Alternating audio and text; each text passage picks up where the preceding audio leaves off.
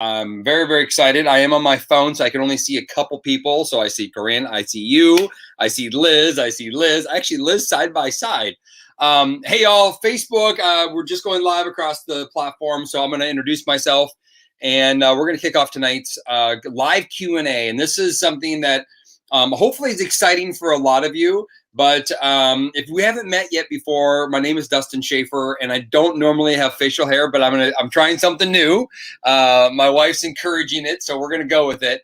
But I've been in the health and fitness space for 20 plus years. I started studying. The truth is, I got my first weight set when I was 8 years old. Magically, I wasn't going to be in the fitness and health industry, but then it's like it came back around. And I've been studying since my late years in high school. I started studying the human body all the way through the Marine Corps. I was fascinated by how it worked, and I just studied. I took any extra classes I could take. I went and studied exercise physiology, human kinesiology. I specialized in cardiac rehab actually in college. And then after college, I started learning about everything about the human body. And if you don't know me, I actually got really sick. I got autoimmune disorder. I need multiple joint replacements. I need my knee replacement at 24 years old. I need my hip replacement. That'll get done hopefully at the end of the year. I just had this shoulder cut up. This one's waiting for surgery to happen. My right knee will need surgery. So my whole point of saying all that is I've been through some stuff. But the most important thing is that I happen to know a lot about ketones and ketosis.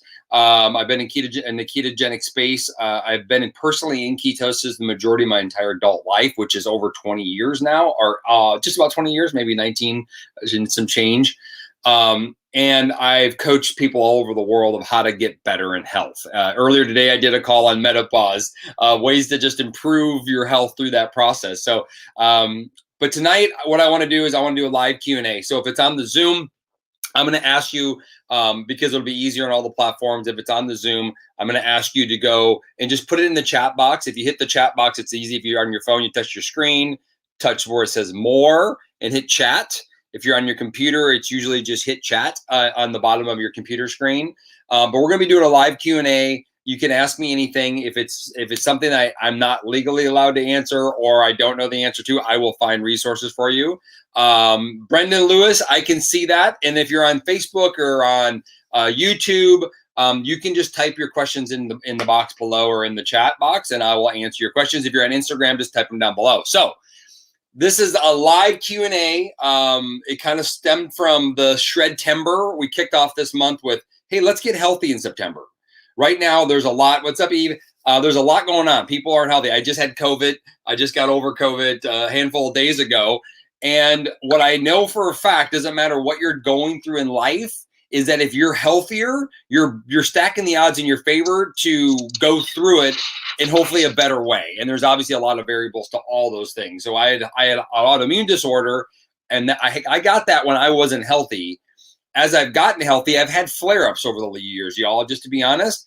And I've handled those flare-ups pretty well. And I think I contribute a lot of that to becoming healthier. So the idea here is September is a kickoff month to get your health back so that we can enjoy the rest of the year really, really well. So I'm going to shut my mouth. If you have questions, I'm going to read the questions off, and then I will kick right into this. So the first one is, how do ketones help improve sleep? Well, they do a few things for sleep. There's two main reasons we get with sleep. Number one is ketones quiet the mind down. They calm you down. The reason why the ketogenic diet was ever started years ago was because it needed to basically relax the mind of children because of their situation and their conditions. Well, when your mind calms down, you're able to relax more and you can sleep better. So that's kind of one of the most fundamental reasons. It has an impact on neurotransmitters that relaxes and calms the mind down. Now, the other reason, which I think is actually more of a significant reason for the majority of the population, well, let's be honest, relaxing your mind is really important. But people wake up in the middle of the night often because they're hungry. And they're just disciplined enough not to go eat food and so what they're doing is they're waking up because they're hungry. The other reason, if you're an older male, testosterone levels can also be a factor. But for the most part, why ketones matter the most is because it provides a sustainable fuel source for your body so that when you can sleep through the night. You need energy to sleep through the night. Energy is a misconception. You need energy all the time. You don't want to be stimulated in the middle of the night with caffeine and things like that, but you want energy. So ketones help with energy through the night. So that's why I actually drink ketones before bed, about an hour and a half, 2 hours, so I can pee. Now, I don't always have to. I'm so deep in nutritional ketosis right now that I can actually not have ketones before bed, and I still sleep like a baby. And I track everything, you all, just so you know. I have a ring that tracks all my sleep patterns, and there's no question a significant difference when I have a high level ketones, how much better I sleep. It is night and day. And I'm not an awesome sleeper, by the way. So that's a question there. I'm looking at Instagram. Liz, if you see anybody there and I miss any chats, let me pull up the chat box over here. All right. When adding exercise first thing in the morning, what should the schedule of drinking Keto Nat or Keto Pro be to maximize the success of recovery? So Erica, that's a great question. So if you're adding exercise first thing in the morning, what should you do with your ketones? Well, this is the first thing I ask everybody. What is your real goal? When people are exercising in the morning, is your goal of exercise to increase your performance? Right? And I'm going to answer because she did have the more specific question, but I want to say this for everybody. Or is it, hey, people go, hey, I want to work out and I'm fat burning mode. So if you're doing low intensity exercise, let's say you're going for a light walk, a light workout, some yoga that's not pushing your body very hard, and you're trying to maximize fat burning, well, I actually recommend if you feel good in the morning, if you're a person that has good vitality and energy when you wake up, delay your ketones, actually have them after your exercise. As a recovery tool, which I'll talk about in a second. Now, if you're working out like Jen Moore's maybe doing some CrossFit in the morning and you're focused on pushing your performance up, then have your ketones before you work out. And it's not a huge change, but it does matter by delaying your ketones. If you're going for a long walk in the morning, maybe you're doing like a 2-mile walk in the morning and you really want to get into fat burning mode, I would tell you just to have your ketones after. Now, if you're looking at this as a recovery tool, then like you want to recover from a hard workout, I literally just finished my Keto Pro. So, I mean, if I'm training in the morning, I'm going to have Keto Nat before I train, and I'm having a Keto Pro within an hour after I train. That's what I'm going to do. Keto Pro is huge for recovery. It has ketones infused with protein, branched-chain amino acids. It's an unbelievable product. So that's what I'm going to do for recovery. You're going to want to have your ketones about 30 to 40 minutes before your workout if you're going to train for performance. Now, last little thing I'm going to talk about exercise. If you're big into anti-aging and cognition, and fat loss isn't really your primary mission, it's really brain health, then I would tell you right away that you always want to have ketones before you exercise, because it actually increases cognition. It actually accelerates ketones into the brain, and it's really good for brain health. So I hope that all makes sense. I know that was a lot about exercise. Maybe that could be its own call. Let me go back over to Facebook here because I just saw one. They're going crazy fast in Facebook. How can I get enough protein and fat in my diet during intermittent fasting days? That's a great question, Brendan. So Brendan, we were talking earlier about this. So if it's really important, you guys, when you're starting this Keto Nat and you're noticing your appetite suppressing going down, you're not as hungry as you used to be. Well, it's really, really important that you're still getting enough your nutrients in your diet. Because let's be honest, if you have, let's say you have 50 pounds to lose, right? And 50 pounds, that's what, 35, that's 170,000 calories that you don't need to eat, right? So you start tapping into your fat stores, your appetite goes down really low. But our ancestors never had 50 pounds to lose, by the way, our ancient ancestors. So they've never had to go through this period. So when people go, Dustin, I'm plateauing, or I'm not always feeling good, or I don't feel like I have all my vitality when they drop some weight, the reason usually is because they're not actually providing a lot of nutrients to themselves. I hope that makes sense. Like they're not eating enough vitamins and they're not getting enough like nutrients from their foods because they're fasting so much that they're able to tap into their fat stores. And so one of the programs I recommend, we call it metabolic mastery or metabolic health. And this is what I'd recommend if you're really worried about maybe not getting enough protein, enough food in your diet. What you want to do is you're going to want to do this is I still recommend doing the intermittent fasting every Monday, Sunday to Monday night, do your 24 fast. On Tuesday, you eat 2 meals. On Wednesday, you eat 3 meals. Have a protein meal 3 times on Wednesday, breakfast, lunch, and dinner. On Friday, Saturday, some people are trying to write this down. On Thursday, Friday, have 2 meals. On Saturday, have 3 meals. And then Sunday, go 2 meals and then do your fast again. And then reboot with us. That program should cover a lot of it and help you protect yourself from going into, I call it malnourishment, meaning not enough vitamins and nutrients from food because you're fasting almost too much. You're trying to force the the journey too fast, and you're not really recognizing health and wellness. I could do a whole live on that one topic too. I'm realizing I could talk a lot about a lot of this. Okay, let's go over here to Zoom. If we want to see results fast, what should my fitness schedule be if I'm over the 40 and a woman? So love that question. Yeah. That's my bread and butter right there.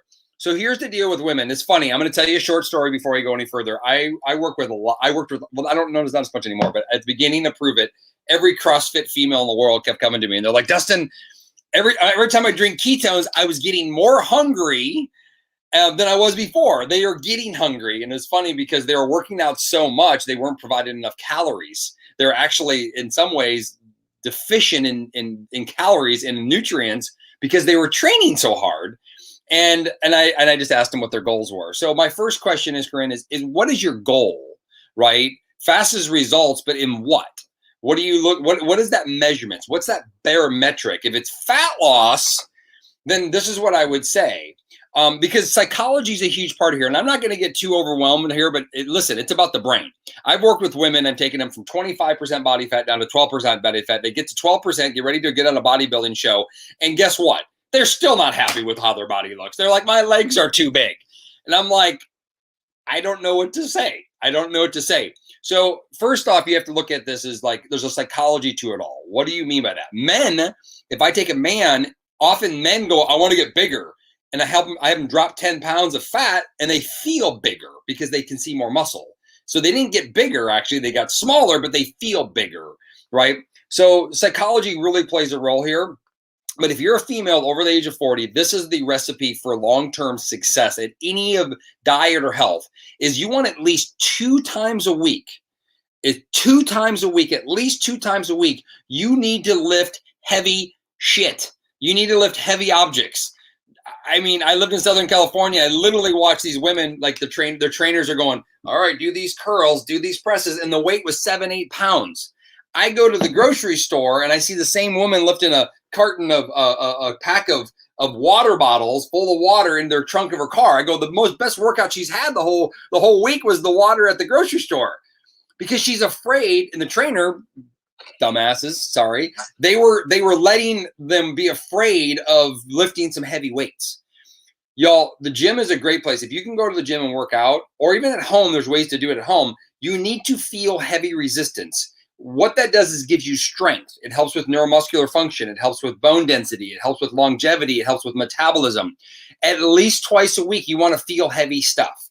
And what I mean by that is, what do I mean by heavy? Is that if you can do more than 8 to 10 reps of something, it's too light.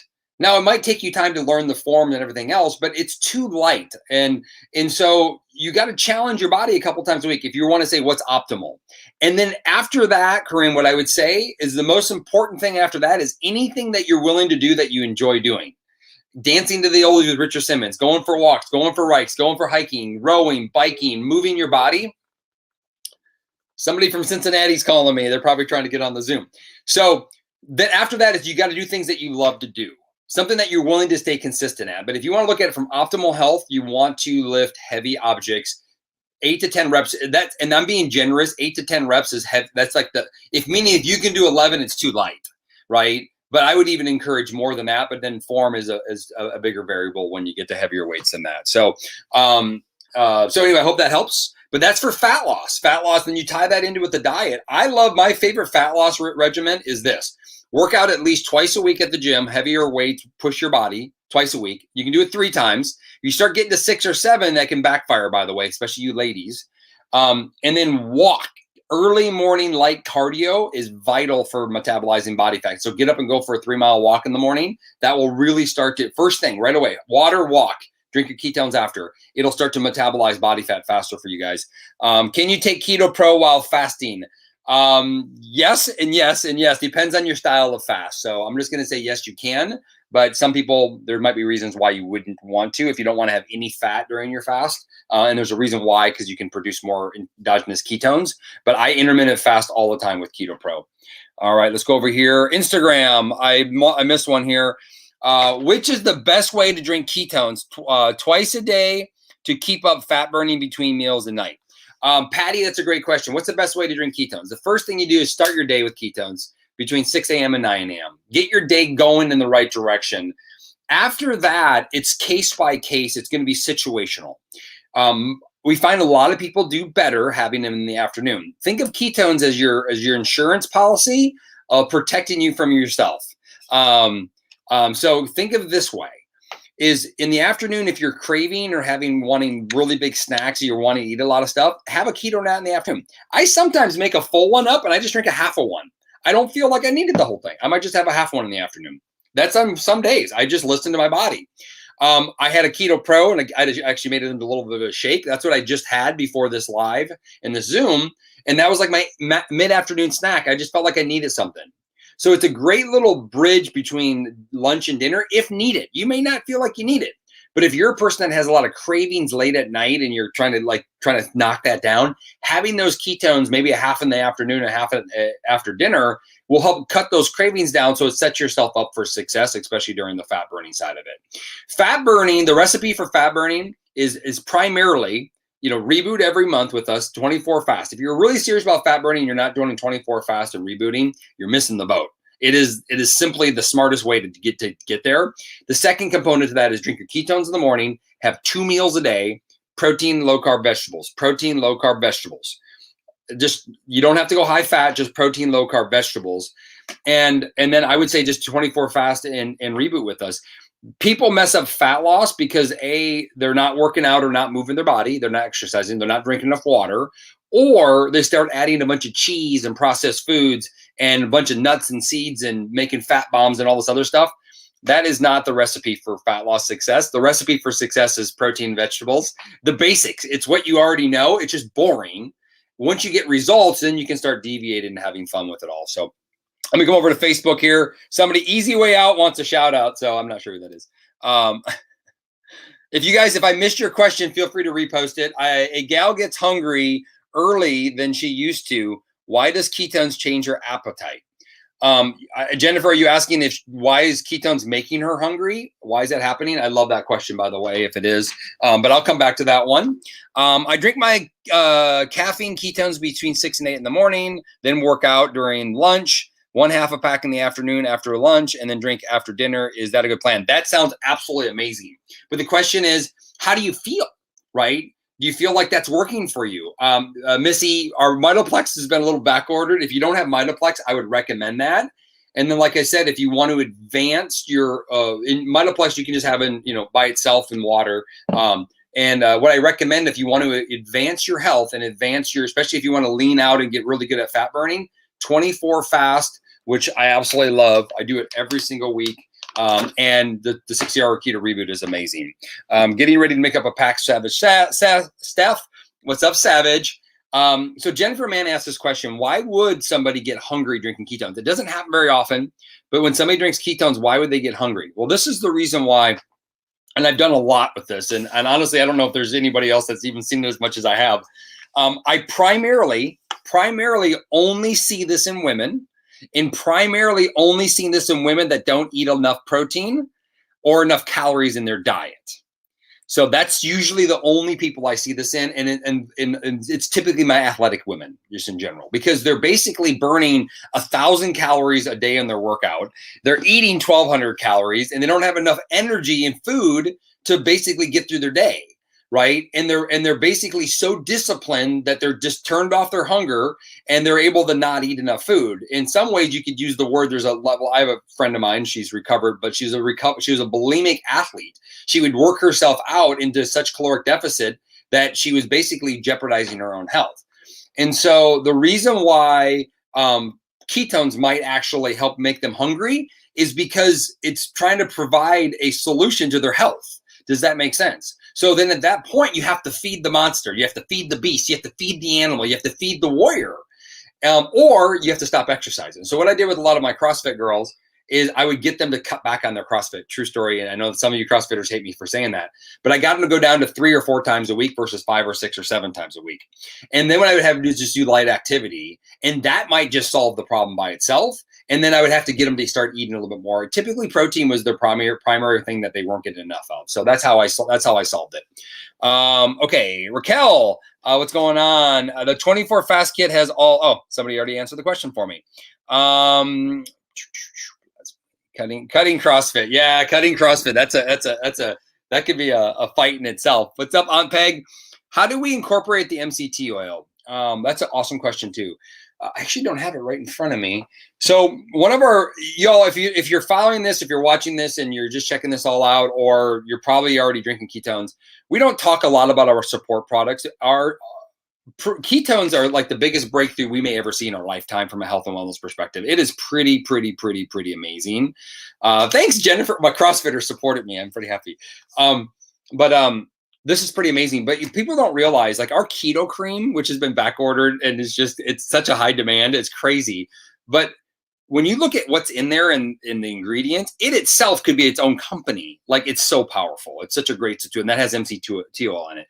Our MCT 143, which is if you're using MCT oil, which is a medium chain fatty acid, and if you're using that, you should only be using MCT 143. It's what Prove It offers. It was developed. The formulator that developed it is called Dr. Mary Newport. She's an amazing woman, but it's developed for cognition in the brain, and it's a great add-on. So if you want to incorporate it, what I recommend people doing, there's a few ways to do it. You can make salad dressings with it. Add it into your salad. I put it into my mouth and I squish it around, and then I just drink it. Ketone or coconut oil itself is actually antiviral. So there's just actually good benefits of having that in your system.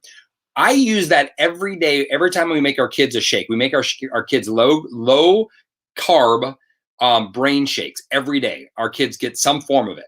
MCT 143 is in that every single time. Anytime I have it, I'm going to have it in my shake. So I like doing through shakes and salad dressings. It's kind of my favorite way, or just drink it down. That's how I incorporate MCT oil. And that amount of MCT oil is going to vary for every person based on your ability to tolerate MCT oils, because it does have an impact on the GI tract. So finish 2 days of 75 hard with additional workouts, staying consistent with ketones, and 2 meals a day. Amazing. I should add anything I should add for max results. Savage Steph. Yes. So people that are doing things like 75 hard, which is 75 days of craziness, right? If you keep pushing your body at such a high level and you're not able to recover fast enough from it, I'm all about taking ourselves to another limit and pushing our bodies. I've done my whole life that way, to the point where I need surgeries all over my body. So I can see the downside of that too. But the big thing is that are you depleting your body? So what I would suggest, I have a hard time with 75 hard because I love and hate it, to be honest. But if you're not getting enough calories in because you're pushing your body so much on some of those hard days, and you do that for 3, 4, 5 days in a row, and you keep pushing your body really hard, you're going to have to add in some extra food. That's when I would recommend maybe doing on Wednesdays and Saturdays, actually do 3 meals versus 2 meals. You might find that you're doing better. And the easiest way to know that more food or more rest is working is you perform better. Your workouts get better. And that comes down to psychology again. So Seth, that's what I'd recommend for that. Signo S is a powerful, love it. Yeah, Signo S is amazing too. We have such amazing products. It's kind of crazy. She works like a mad woman. Yes, people that work hard, they can have that. Why do some ketones cause fluid for some? Why are some people get fluid retention, right? People will hold fluid differently. And I don't think it has as much to do with ketones as the person themselves. So why would somebody get a retaining of fluid on their body? Most often it has to do with hydration. Hydration isn't about how much water you drink. Hydration is more about the quality of water and what you put in your water. It's about balancing out. We also have this thing called the whooshing effect that occurs, meaning that your body's, if you get a whooshing effect, you'll know your GI tract will flush, your urination will change, you'll go pee a lot, and people hold on to fluid. But once again, it comes back down to a lot of mechanisms of different organ systems in our body. But the short answer, simple answer, is usually I find that they're hydration off. Most often is they're low in potassium. They're maybe consuming too much sodium and not enough potassium in their diet. And not just say that those are the only 2 most important ones, but that's often what I find, and that's what I've seen. So I would encourage ways to increase your potassium if you're tending to carry more fluid. And if you do that, you may not have to drop your sodium much, between the salt and the product, because you need sodium too. Sodium is really important, but you may just need to increase your potassium, and there's a ratio and a balance, and that might balance it out. So I would encourage you to Google low carb potassium foods high in low potassium. A lot of people don't know this, but peppers, if you can eat peppers actually have more potassium than bananas in it. So you might go with peppers versus banana. Now you're still low carb and you're getting more potassium. Or you can start to substitute, like our mitoplex has a lot of potassium in it. Our signal defense has a lot of potassium in it. So you can also start to supplement just our mitoplex, and that'll help too. So I see chia seeds, but I don't know if that's a question. What's up, Nurse Pettyway? I miss you. I haven't seen you in a while. All right, I'm just going through questions. If I missed your question and you typed it in earlier and I didn't get it yet, feel free to retype it. Please, please, please. I'm on 7 platforms or something. So, and y'all know I read it like a 3rd grade level. So Barney style this thing for me. Can drinking ketones and or Keto OS Pro, that question, unfortunately, I can't answer. Layla, if you're struggling with a health challenge and you're noticing your body shift and change, then I would definitely consult your doctor if that's something that's going on for you. I've never heard of that, but I'm not saying that it's case by case. There might be somebody that has a challenge like that. So definitely work with your doctor 100% if that's something that you're noticing.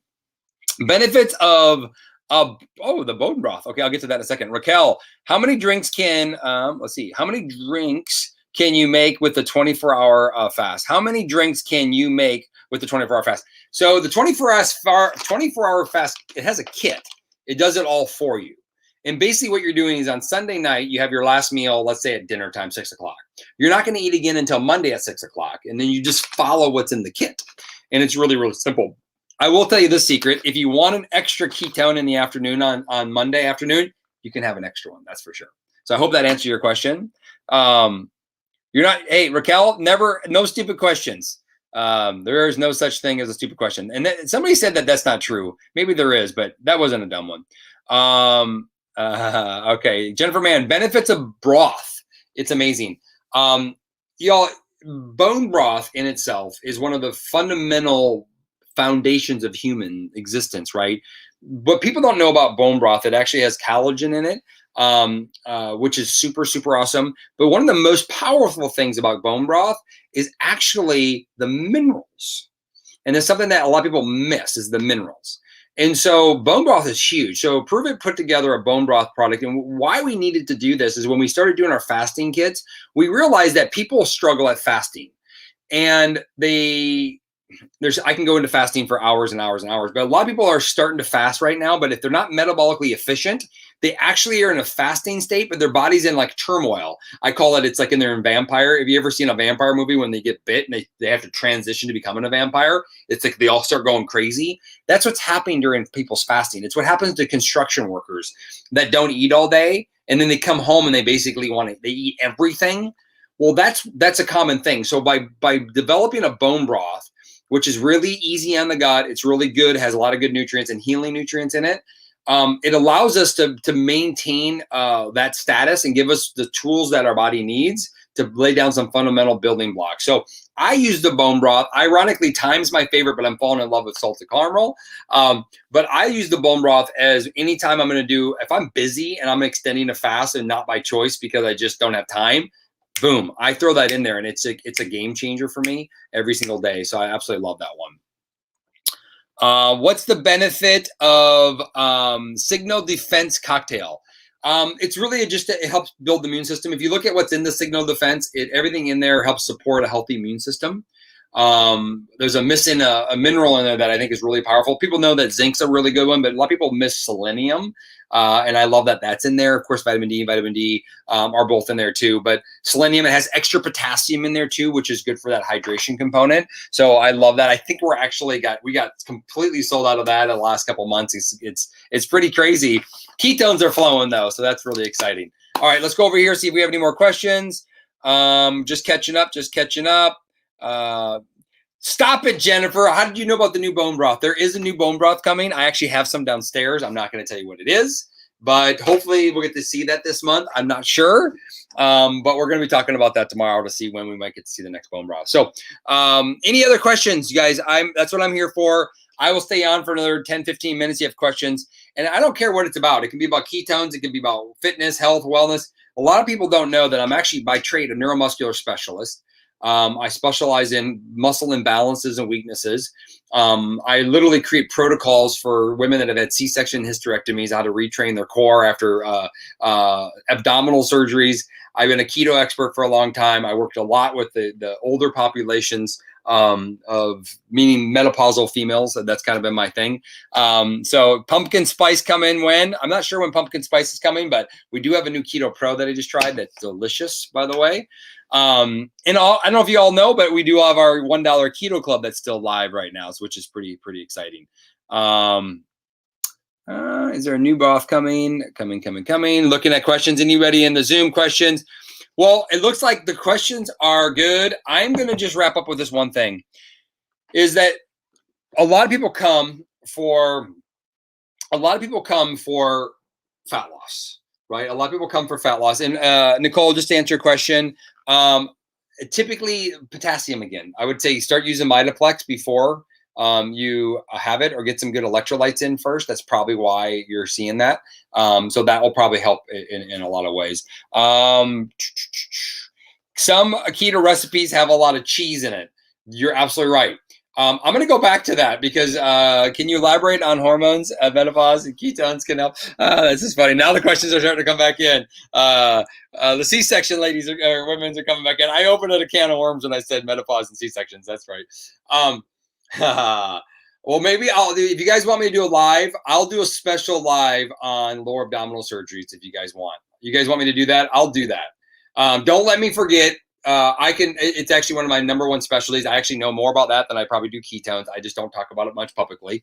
So anyway, I'll talk about that. Don't let me forget though. You guys let me know. I'll do a special live, on that topic and talk about what it is. But I do want to get back to one last thing, and I'm going to wrap up, is somebody said there's a lot of cheese in these recipes. I don't recommend most of you to Google how many electrolytes, two to three electrolytes a day. If you prove it's out of stock, go get some low carb ones for now until prove it stocks back up. But I don't recommend most people Googling the recipes. Most people that are doing keto recipes, it's actually nothing I would recommend. But I do fun recipes sometimes because social media, I can get more hits on TikTok on using a Johnsonville broth with cheese in it wrapped in bacon than I can anything that's really going to be good for somebody. So it's tough because I'm using these recipes to draw people in so I can educate them, but yet that's not what I'd recommend very often. Can you have it from time to time? Sure. But should you have it all the time? No. And so be careful when you start Googling everything, because that's not the foundation of your diet. Your foundation of your diet should be protein, fish, chicken. If you're a vegan, find a good low carb protein that you can have that is suitable for yourself. But fish, chicken, steak, rabbit, elk, squirrel, liver, heart. If you're okay with brain, eat gizzards. You need to start eating real food that our ancestors ate. That's real. That's what they hunted for, right? And low carb vegetables. And then use things like a little bit of butter, use things like olive oil and avocado oil, use those types of oils to make it taste good and add seasonings to it. That should be the foundation of diet. If that's not 80% of your diet, I don't care if it's keto or low carb or not, it's not ideal. Like, you shouldn't be consuming a lot of that. Dairy is not on the list. Does it mean you can't have dairy? You can, but the questions are still starting to roll in. But the challenge is people start increasing more and more dairy. Well, dairy can have inflammatory markers. A lot of people are in 2/3 of the world's population shouldn't even eat dairy, to be honest. Their bodies doesn't even tolerate it that well. Now, it doesn't make you sick necessarily, but it might not make you very well. Does that make sense? So hopefully you're not Googling all these crazy diets and just eating good, high quality proteins and good, high quality vegetables. I know that's boring, but that should be the foundation of your health. And then the other 20% is have fun, get creative with it all. I'm getting to the point now where in the future, I'm thinking I'm going to be moving back to basically make a real dessert like your grandparents made. Might be a better solution than all the alternative stuffs.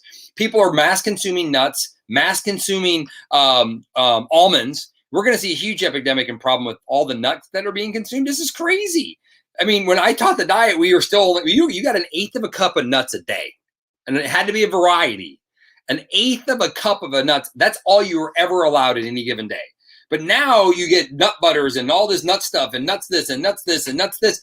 It's getting crazy. It's just not that's not where you should be going with this. Doesn't mean you can't play around with it. I do have stuff downstairs. We do on our special times, we'll make special desserts. Those are things from time to time, but it shouldn't be a foundation of your diet.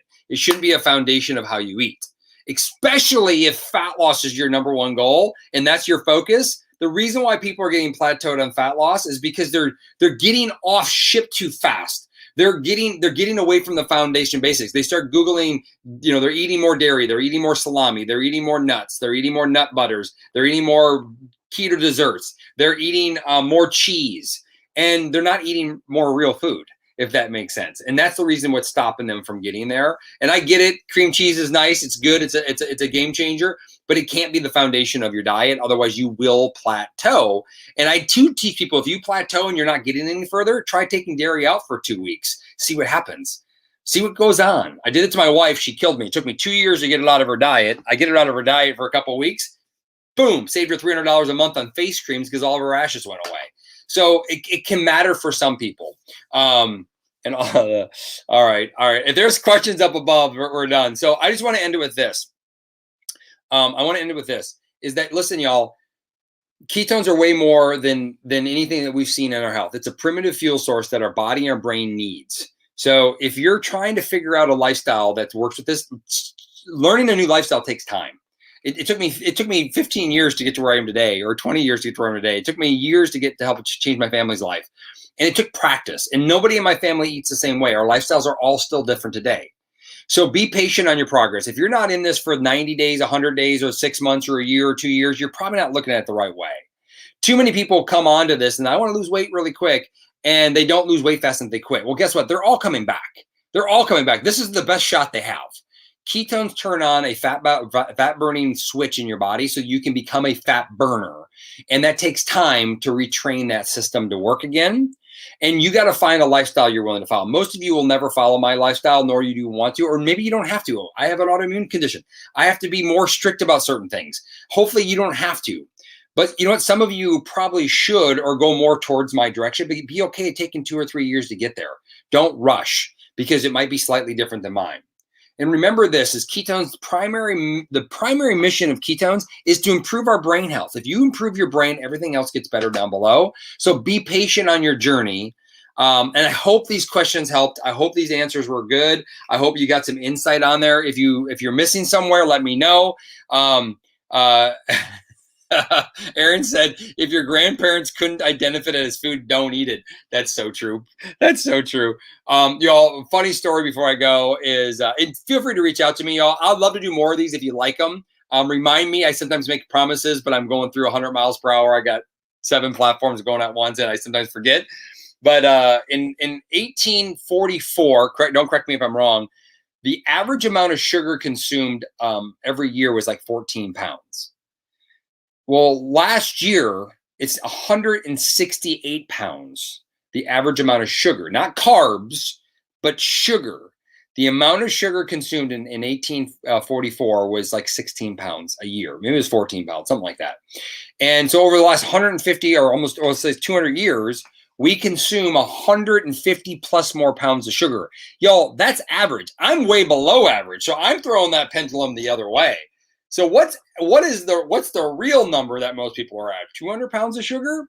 Just to put it in perspective, when we start looking around why we have all these health problems, is it's there. I'm not telling people not to have sugar, but can we start making better decisions, become the best version of ourselves? And you do that. I look at these ones every single day. This is why I have this up here every day. And I look at these kids and I'm like, I'm making decisions not because I like it or don't like it. I want to eat more cheese. Doesn't work for me so much. My joints hurt a lot more when I eat cheese. I want to eat whatever the heck I want whenever I want. But you know why I do it? Is because I want them to have a different life than mine. I don't want them to have to go through all my struggles. And the only way for me to do that is to show them a different life. I have to be the example. I can't talk it. I have to be it. And that's the only way it's ever going to work. Thank God this is here, because it's a game changer. It's made it so much easier. And so that's just me wearing my heart a little on the sleeve. And why I do what I do is because if we were going to change a million lives every year, if we're going to really change people's lives, we just have to become the best version of ourselves and not hold ourselves. It's been 15 years, 20 years in the making for me to get here. So don't judge yourself. Just start working towards being better. That's it. And just know that next year you're going to be a little bit better and a little bit better. And if we do that, our next generations won't have 90% of our problems. So, y'all, I got to go. It's dinner time. Cheers. Thanks, Corinne, too, for all the help.